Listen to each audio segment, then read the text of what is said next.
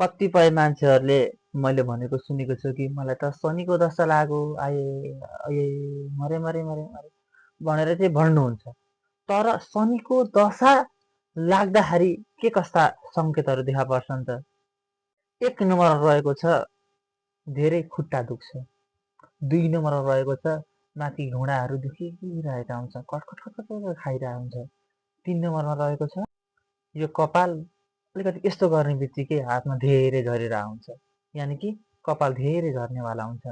र 4 नम्बरमा रहेको छ अरू व्यक्तिहरूको छिट्टै नजर लाग्छ, यानि कि स्वतः त्यो व्यक्ति केही खाइरहेको छ भने अर्को व्यक्तिलाई यसो हेरिरह्यो भने पनि ठ्याट्टै नजर लागिहाल्छ र उसलाई केही खाने मन लाग्दैन।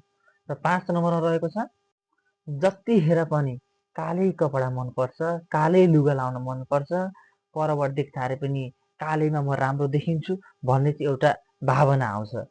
यस्तो खालको यो 5वटा चाहिँ यदि तपाईँहरूको जीवनमा सङ्केत परिरहेको छ, सङ्केत आइरहेको छ भने तपाईँहरूलाई शनिले चाहिँ दुःख दिनेवाला छ। किनकि शनि ग्रहले चाहिँ तपाईँहरूको जीवनमा चाहिँ केही नकारात्मक असरहरू पार्नेवाला छ।